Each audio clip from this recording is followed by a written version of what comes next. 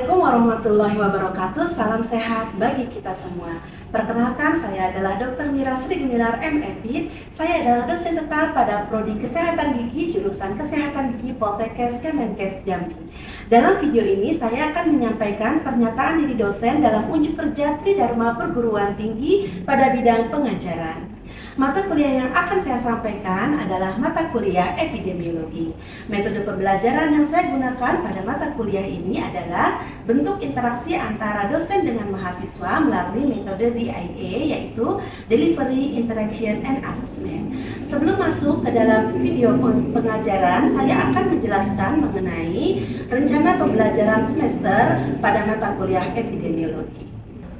Mata kuliah epidemiologi diajarkan pada semester 2 untuk mahasiswa program studi kesehatan gigi. Mata kuliah epidemiologi memiliki bobot 1 SKS teori yang diharapkan pada mata kuliah ini mahasiswa mampu memahami mengenai konsep epidemiologi, kemudian mahasiswa mampu memahami ukuran frekuensi, mahasiswa mampu memahami desain penelitian epidemiologi dan epidemiologi pada kesehatan gigi dan mulut. Media pembelajaran saat luring terdiri dari perangkat lunaknya adalah PowerPoint, sistem operasi Windows, Mentimeter, dan Quizzes untuk platform evaluasi, dan perangkat kerasnya terdiri dari laptop, smartphone, LCD proyektor, dan infocus. Uraian beban studi pada mata kuliah ini adalah 1 SKS teori dikali 14 pertemuan dikali 50 menit, maka totalnya adalah 700 per semester atau sekitar 11,66 jam setiap semesternya. Jumlah pertemuannya adalah 16 pertemuan, di mana 14 pertemuannya terdiri dari materi dan 2 pertemuannya adalah ujian yang terdiri dari ujian tengah semester dan ujian akhir semester. Metode pembelajaran yang disampaikan adalah metode ceramah, diskusi, dan tanya jawab. Pengalaman belajar yang akan didapatkan oleh mahasiswa pada setiap pertemuan yaitu mahasiswa akan mengikuti perkuliahan, mahasiswa akan mendapatkan evaluasi di setiap akhir pertemuan, dan mahasiswa akan mendapatkan pengalaman tugas sebanyak 2 kali pada 1 semester. Kemudian tugas pertama akan diberikan pada pertemuan ke-7 dan tugas kedua akan diberikan pada pertemuan ke-15. Tugas pertama, mahasiswa akan mencari jurnal-jurnal dengan desain studi epidemiologi tertentu dan kemudian menelaah metodologi penelitian yang ada pada jurnal tersebut dan menelaah latar belakang jurnal tersebut memilih metodologi penelitian epidemiologi. Kemudian pada tugas kedua, mahasiswa juga akan menelaah mengenai jurnal yang menggunakan survei kesehatan gigi dan mulut pada salah satu variabel penelitiannya. Kriteria bobot penilaian tugas terdiri dari ketepatan pemilihan jurnal sebesar 30%, ketepatan isi sebesar 30%, kelengkapan referensi sebesar 20%, kualitas penggunaan bahasa sebesar 10%, dan tata tulis sebesar 10%. Asesmen kepada mahasiswa akan dilakukan pada saat ujian, baik pada saat ujian tengah semester maupun pada saat ujian akhir semester. Indikator penilaian berdasarkan ketepatan dalam pembuatan tugas, ketepatan dalam menjawab soal pada ujian, dan hasil evaluasi serta kontribusi dalam pembelajaran. Bobot untuk penetapan nilai akhir bagi mahasiswa terdiri dari tugas sebanyak 20%, ujian tengah semester sebanyak 35%, ujian akhir semester sebanyak 35%, dan sikap sebanyak 10%. Demikian disampaikan rencana pembelajaran semester pada mata kuliah epidemiologi. Selanjutnya akan saya sampaikan mengenai video pembelajaran mata kuliah epidemiologi pada materi pertemuan kedua yang akan ditampilkan pada video berikut. Selamat menyaksikan. Assalamualaikum warahmatullahi wabarakatuh. Waalaikumsalam warahmatullahi wabarakatuh. Selamat pagi mahasiswa sekalian. Pagi. Pagi ini supaya semangat kita beliau dulu ya. Oke? Semangat pagi. Pagi luar biasa. Oke ya, itu udah sarapan semua nih saya yakin nih. Ya, suaranya udah kenceng gitu. Jadi insya Allah ketika belajar juga udah semangat ya. Oke? Hari ini kita pertemuan kedua. Dan hari ini pertemuan kedua ini akan membahas mengenai konsep terjadinya penyakit. Ya. Sebelumnya minggu kemarin kan sudah pertemuan pertama dan yang isinya kontrak dan penyampaian kuliah mengenai pengantar epidemiologi. Ya, Nah, dalam pengantar epidemiologi kita banyak membahas mengenai definisi epidemiologi. Ada yang masih ingat nggak definisi epidemiologi ini mencakup berapa poin?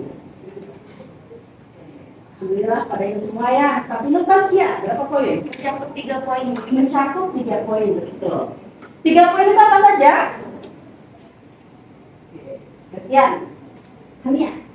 Frekuensi, distribusi, dan determinan. Frekuensi, distribusi, dan determinan. Di mana frekuensi ini kita akan melihat berapa jumlah kejadian pada suatu penyakit, ya. Kemudian akan kita distribusikan berdasarkan orang, tempat, dan waktu, ya. Minggu kemarin sudah dijelaskan, ya. Kemudian nanti determinan kita akan mencari apa sih faktor-faktor penyebab terjadinya suatu penyakit.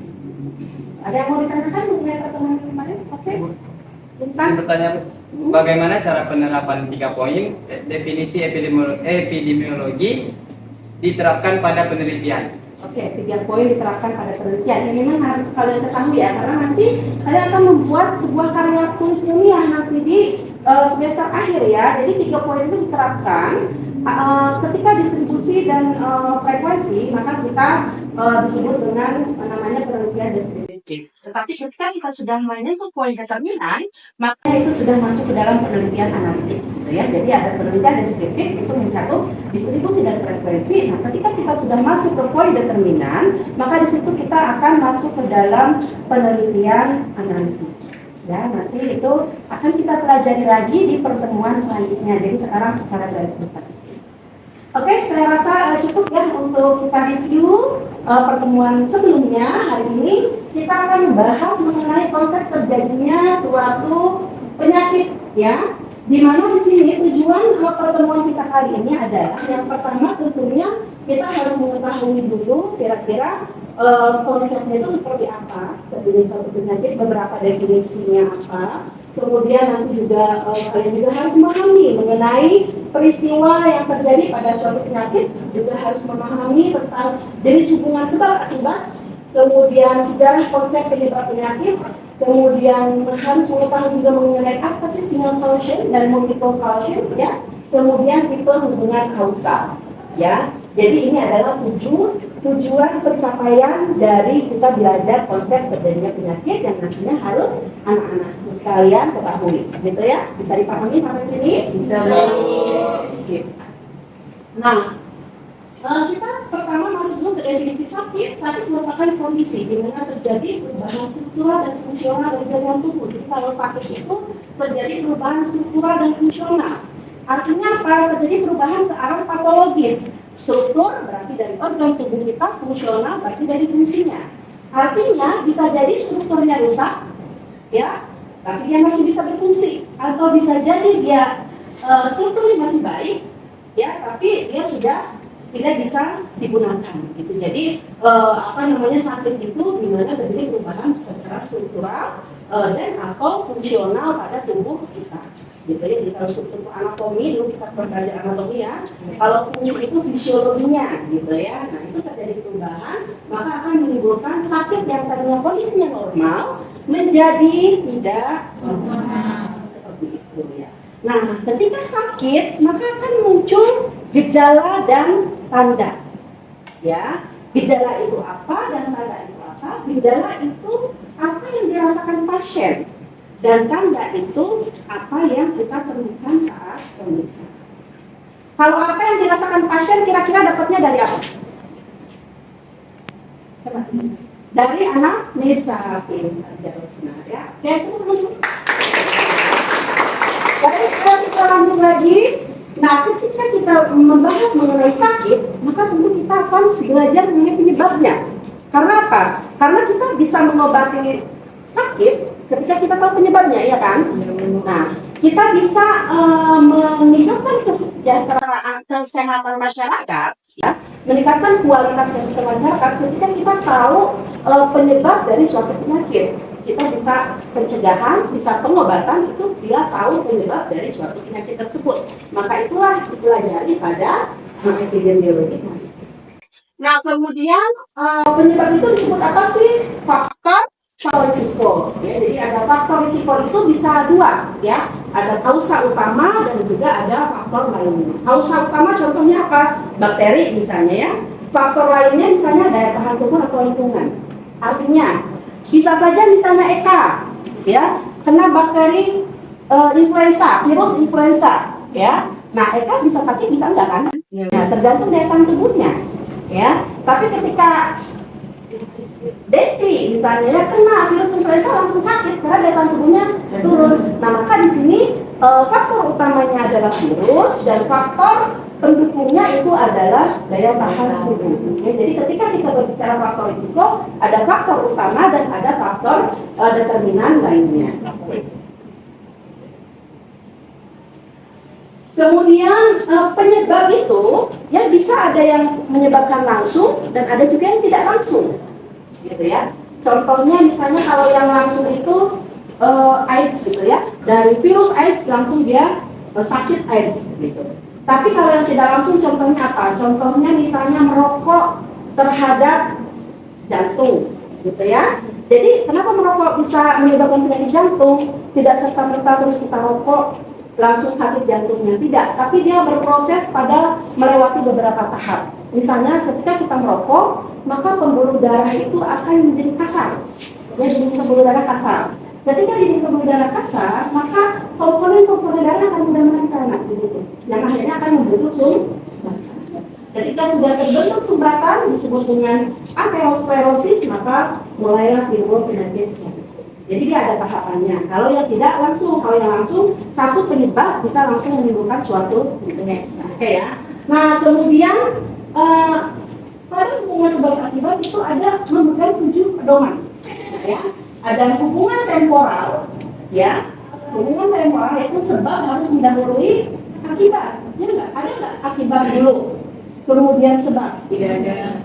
Sebab dulu baru ya akibat. Ya, itu yang disebut dengan hubungan temporal. Kemudian ada plausibility, ada konsistensi, ada kekuatan hubungan, ada dose response relationship, ada reversibilitas dan design studi. Itu adalah 7 pedoman yang ada di dalam hubungan sebab akibat. Sampai sini ada pertanyaan? Dari sini Bu. Ya, Eka, gimana Eka? Bu, apa sih pengertian dari dose response relationship itu? Dose response relationship. Dose response relationship itu misalnya semakin besar dosis yang diberikan pada seseorang, maka dampaknya semakin tinggi. Contohnya adalah rokok. Ya, rokok itu berkaitan dengan dose response relationship. Orang yang merokok 1 batang dengan yang merokok 20 batang tentu beda, ya kan? Dampaknya akan berbeda. Ya, nah itu yang disebut dengan dose response relationship. Kalau dose response relationship, ketika penyebab kita turunkan, maka penyakitnya bisa turun. Gitu ya. Misalnya dosis rokoknya dikurangi dari 20 misalnya 1 gitu. Nah, itu kemungkinan penyakitnya juga bisa menurun dampaknya. Itu yang disebut dengan dose response relationship. Ya, nanti berkaitannya dengan apa? Dengan reversibilitas. Reversibilitas itu masih bisa bolak-balik. Artinya ketika orang sakit dia masih bisa sembuh. Ada nggak yang reversibilitas? Ada. Jadi ketika sudah sakit dia tidak bisa sembuh kembali. Nah, tentunya kalau sudah irreversibilitas dia tidak ada kaitannya dengan dose response relationship. Tapi ketika dia masih ada tahap reversibilitas bisa ada kaitannya dengan dose response relationship. Jadi ketika dosis penyebabnya kita turunkan, maka penyakitnya ada kemungkinan juga. Saya pahami ya sampai sini? Bisa. Oke, Nak. Jadi pasti bertanya-tanya kan, kenapa sih kok bisa kita tahu sih penyebab dari suatu penyakit? Kenapa? Karena itu tadi ada penelitian, ya, ada penelitian eksperimental, studi kohort, kasus kontrol dan cross section. Jadi penelitian ini ada tingkatannya, Nak. Eksperimental itu adalah tertinggi, ya. Kemudian diikuti dengan studi kohort, kasus kontrol dan cross sectional. Nah, ketika kita mau menentukan suatu penyakit, itu dilakukan penelitian ini mungkin dari kasus kontrol ke atas lah, dari kasus kontrol ke eksperimen yang kita bisa betul-betul terbukti gitu bahwa sesuatu itu bisa menyebabkan suatu penyakit. Ya, jadi untuk menetapkan faktor risiko ini kita menggunakan beberapa penelitian dan ini adalah desain penelitian. Ya, tentu kalian juga nanti pas tingkat akhir akan menggunakan ini. Tapi yang ibu lihat paling sering kita menggunakan studi eksperimen, ya biasanya pada tingkat akhir, ya. Nah kemudian ini adalah sejarah dari penyebab penyakit. Dulu itu ya penyebab penyakit itu masih penyebabnya itu masih mistis gitu ya. Misalnya sakit rabies itu disebabkan karena adanya bintang Sirius misalnya di langit gitu ya. Kemudian misalnya ada sakit diare gitu ya, misalnya karena ada supranatural dewa marah gitu ya, sehingga terjadi wabah seperti itu zaman dulu. Jadi nggak ada kenal bakteri, lifestyle gitu nggak ada pada awalnya ya, tidak ada ya. Ini jadi sebelum Masehi ya, jadi sejauh banget. Nah ini masih sebelum Masehi itu ada namanya Hippocrates ya. Jadi Hippocrates ini sudah mulai melihat ya, mulai melihat bahwa penyebabnya itu penyakit itu dia dari beberapa elemen, ada elemen tanah, udara gitu ya, kemudian air. Nah di sini berarti sudah mulai muncul konsep penyebab penyakit yang disebabkan oleh lingkungan. Itu adalah 460 sebelum Masehi, 460 tahun sebelum Masehi. Kira-kira nanti bukan kali ya. Nah kemudian ini zaman Galen ya. Nah zaman Galen ini adalah 129 tahun sebelum Masehi. Dia menyebutkan bahwa mulai ditemukan bahwa sakit itu disebabkan oleh 3 kumpulan interaksi, yaitu tubuh, sikap tubuh, dan atmosfer. Atmosfer di sini berarti lingkungan. Nah zaman Galen ini sudahlah kita mulai mengenal adanya lifestyle, bahwa lifestyle itu bisa mempengaruhi kejadian penyakit. Ya, sebelum Masehi, 200 tahun sebelum Masehi ya. Nah kemudian akhirnya pada tahun 1478 mulai tahu bahwa ada yang namanya konsep kontagion, konsep penularan. Ya, ini baru tahu bahwa penyakit itu bisa menular antara satu orang ke orang yang lain. Bayangkan 1478 Masehi. Yang tadi Galen 200 sebelum Masehi. Artinya 1678 kemudian baru tahu bahwa suatu penyakit itu bisa menularkan antara satu orang ke orang yang lainnya. Untuk itu, betapa bersyukurnya kalian hidup di zaman modern ini, di mana teknologi berubah secara cepat. Ditemukannya obat-obatan itu sangat cepat. Zaman dulu hanya untuk mengetahui bahwa penyakit itu menular dari satu orang ke orang lain butuh waktu sampai 1600 tahun. Ya. Nah, jadi pada tahun inilah mulai muncul konsep kontagion, ya. Ketika muncul konsep kontagion, maka disinilah sebagai dasar adanya infeksi dan imunitas, ya. Akhirnya pada abad ke-18 muncul penyakit infeksi yang menular yang waktu itu menjadi wabah, yaitu penyakit cacar, rabies, dan kolera. Dan pada tahun tersebut juga lah mulai muncul adanya konsep-konsep penularan tadi ya. Kemudian pada tahun 1800 juga ada namanya John Snow, itu disebut dengan bapak epidemiologi. Beliaulah yang pertama kali melakukan distribusi dan frekuensi tadi ya untuk menelaah penyebab penyakit diare. Ya, kenapa bisa muncul penyakit diare? Jadi Bapak John Snow ini disebut dengan bapak epidemiologi ya. Jadi Snow ini mengamati bahwa kolera ditularkan dari manusia ke manusia. Ini adalah temuan-temuannya dari apa yang kegiatan epidemiologi yang dilakukan. Dan inilah kegiatan epidemiologi pertama di dunia yang dilakukan, yaitu oleh John Snow pada tahun 1813. Sehingga diketahui waktu itu karena udah dilihat datanya, didistribusikan dan dilakukan frekuensi dan distribusi, dilihat datanya, akhirnya ditemukanlah ternyata penyebab diare ini adalah salah satu pompa yang sudah terkontaminasi oleh bakteri E. coli. Dan sampai saat ini pompanya ada di museum. Ya, masih ada pompanya karena ini wabah ini benar-benar sangat merajalela waktu itu. Bingung orangnya, diobatin kok nggak sembuh-sembuh. Ya, penyebabnya masih ada di pompa itu. Nah, sekarang kita masuk ke tipe hubungan kausal. Ya, tipe hubungan kausal ini pertama ada yang langsung dan tidak langsung. Ya, tadi sudah dijelaskan sebelumnya. Ada yang masih ingat? Masih ingat nggak tadi yang sudah dijelaskan? Masih. Oke, ada yang bisa jelaskan apa sih hubungan langsung dan tidak langsung tadi yang sudah dijelaskan? Ya. Izin menjawab Bu, kalau untuk hubungan langsung itu seperti virus AIDS menghasilkan penyakit AIDS, sedangkan yang tidak langsung itu seperti merokok ke penyakit jantung Bu. Perlu beberapa faktor untuk menghasilkan penyakit jantung. Ya, betul, pintar ya. Bintang memang jadi bintang. Kemudian tipe hubungan lain itu ada yang namanya necessary and sufficient. Necessary but not sufficient, ada yang sufficient but not necessary, dan ada yang measure sufficient not necessary. Sekarang dijelaskan yang pertama yaitu necessary and sufficient. Artinya apa? Necessary itu butuh, sufficient itu cukup. Jadi dia butuh dan cukup. Untuk timbul suatu penyakit itu, dia butuh penyebab itu dan cukup itu saja yang bisa menyebabkan dia sakit. Ya, contohnya adalah sakit AIDS. Dia nggak perlu daya tahan tubuhnya turun. Dia nggak perlu orang itu punya keturunan atau enggak gitu, maksudnya genetik atau enggak gitu. Dia nggak perlu lifestyle, dia nggak perlu kebiasaan merokok, dia nggak perlu stres, nggak perlu hipertensi. Pokoknya kalau sudah ada virus AIDS masuk ke tubuhnya, itu sudah cukup akan menimbulkan penyakit AIDS. Jadi dibutuhkan virusnya, kalau nggak ada virusnya dia nggak akan sakit AIDS. Jadi untuk sakit AIDS dibutuhkan virus itu ada dan cukup itu satu-satunya. Ya. Kemudian ada yang necessary but not sufficient. Jadi dibutuhkan tapi tidak cukup. Contohnya apa? Contohnya penyakit TBC. Penyakit TBC itu dia harus ada kuman TBC-nya di dalam tubuh seseorang.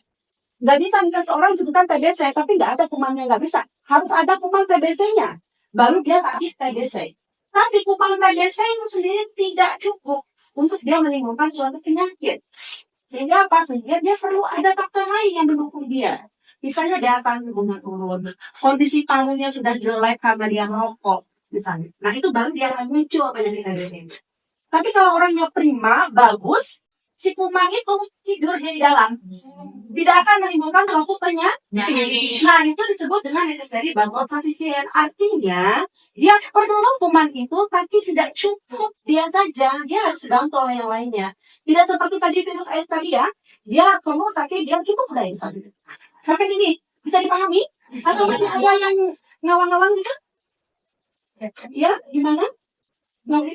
Bisa kalau jelasin ulang tentang necessary and sufficient. Oh ya, oke.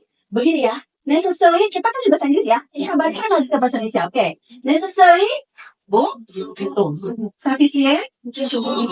Ya. Jadi ketika ada penyakit itu, dia butuh penyebab itu dan cukup itu satu-satunya. Gak perlu lagi yang lain. Ya, misalnya, bisa nggak misalnya kamu buat sholat misalnya, bisa udah aku aja nggak perlu yang lain lagi, aku aja bisa, nah gitu ya. Nah itulah necessary and sufficient. Tapi kalau necessary but not sufficient itu dia harus ada, tapi dia tidak bisa berdiri sendiri. Ya, jadi kalau necessary and sufficient itu contohnya virus AIDS ya, cukup AIDS itu saja masuk dalam tubuh itu sudah bisa menyebabkan orang sakit AIDS. Gak perlu orang hipertensi dan lain-lain, gak perlu dia. Gak perlu lingkungan yang buruk, gak perlu. Pokoknya udah cukup dia aja masuk sudah bisa menimbulkan sakit termasuk dari rabies juga sama. Ya, masuk kuman rabies sudah gitu, dia nggak perlu yang lain lagi gitu ya. Cuma rabies masih bisa kita cegah. Kalau AIDS tidak bisa ya. Pencegahannya itu dari sebelum terkena, tapi kalau sudah terkena tidak bisa. Ya, kalau si rabies kalau udah digigit anjing rabies masih bisa dia tidak terkena rabies ya kalau kita berikan vaksin gitu ya. Itu bisa dipahami nggak? Oke. Tapi kalau necessary, not sufficient itu tadi, bakterinya harus ada, tapi dia perlu dukungan yang lain. Contohnya itu tadi, bakteri tuberkulosis. Harus ada orang TBC itu bakteri TBC-nya, tapi ya perlu dukungan yang lain. Ya, hampa bulan, kan? Paru-paru yang jelek lah, kebiasaan merokok lah, nah itu. Gitu ya. Jadi dia butuh, tapi bukan satu-satunya. Kemudian, sufficient but not necessary. Ini biasanya pada faktor risiko yang banyak. Ya, dia cukup tapi tidak perlu banget. Contohnya apa? Contohnya penyakit leukemia. Leukemia itu bisa disebabkan oleh radiasi, bisa disebabkan oleh benzena. Ya, Jadi dia misalnya si radiasi ini tidak the only one penyebab ke leukemia, gitu ya. Jadi tidak terlalu dibutuhkan. Kalau misalnya nggak ada radiasinya bisa nggak kena leukemia? Bisa kok, asal dia ada bensinnya, gitu. Kalau misalnya tidak ada bensinnya, tidak ada radiasi, bisa nggak leukemia? Bisa, gitu kan. Asal dia misalnya ada faktor keturunan gitu leukemia, gitu ya. Tapi sekalinya kena aja, satu aja misalnya radiasi yang terus menerus atau benzena, maka dia bisa menyebabkan leukemia. Jadi dia kalau misalnya nggak ada ya enggak, tapi kalau ada langsung bisa menyebabkan sakit. Gitu. Nah itu adalah dari sufficient but not necessary. Ya.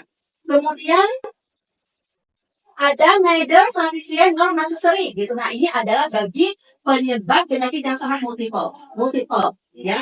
Contohnya misalnya penyakit kronis seperti ya.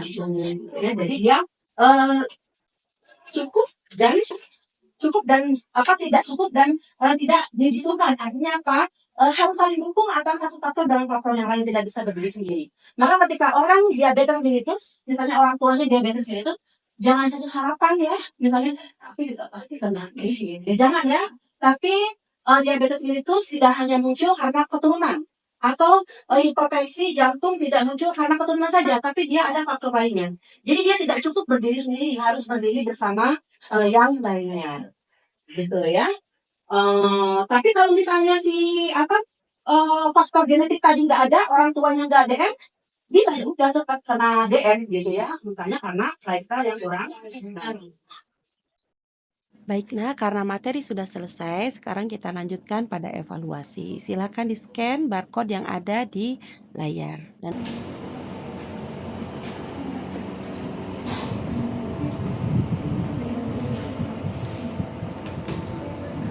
silakan dikerjakan.